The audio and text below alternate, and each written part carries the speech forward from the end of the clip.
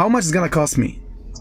It's gonna cost you $5,000. بعد ما اشتريت الكرفان أول خطوة حبيت أسويها إني أغير شكل الداخل. صح الكرفان بعده جديد بس ستايل الكوشنات كلش قديم، فقلت خلي أخابر وأشوف إيش قد قابل راح يكلف تغيير القماش. 5,000? Yes, 5,000. Yeah, okay, so just give me like 2 minutes and I will call you back. Okay. Okay, thank you.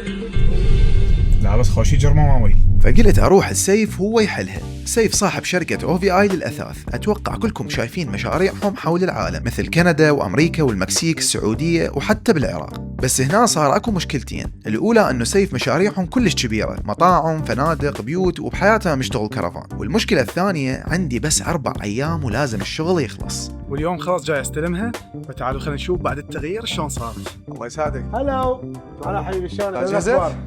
كل شيء جاهز. شوفنا. راح افاجئك. سويت لك هواي تاتش اب وشغلات انت اصلا ما قايل لي عليها حطينا لك اياها. تيجي الطب؟ طب فوت تفاجئ. يلا. بس دقيقة خلي أشوفكم للمرة الأخيرة هيت كانت قبل، وهسه هيت صارت.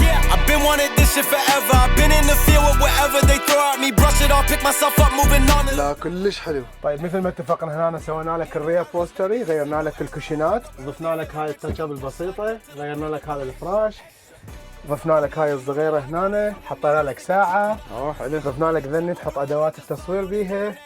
والله كل عجيبة. اجواء كاس العالم عندك حلوه. طبعا احنا اسفين جدا لانه انت ما اعطيتنا وقت، بس 3 او 4 ايام. صحيح. انا كانت المشكله كل انه ما عندي وقت هوايه، فبس 4 ايام، فهذا كله صار خلال 4 ايام. طبعا وهي فيرست بروجكت انه نسوي تراك وهاي الاشياء. حلو. احنا دائما نسوي مطاعم، نسوي فنادق. زين سيوف، شنو الاشياء اللي انتم هنا اشتغلتوها بكندا عمود ناس تعرف؟ والله اشتغلنا هواي مشاريع، غطينا هواي مشاريع بكندا وبامريكا. طبعا بكندا اكثر رجاليتنا يعرفوها، عندنا سماق، عندنا الفرات، مطعم كتكوت، كل فروع صاج الريف، كل فروع عصير تايم.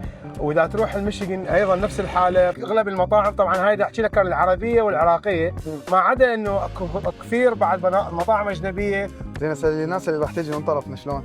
الناس يجون من طرفك على العين وعلى الراس. الشيء اللي تريده احنا حاضرين به. تريدون ديسكاونت، تريدون اشياء فري، ديزاين فري، احنا حاضرين به.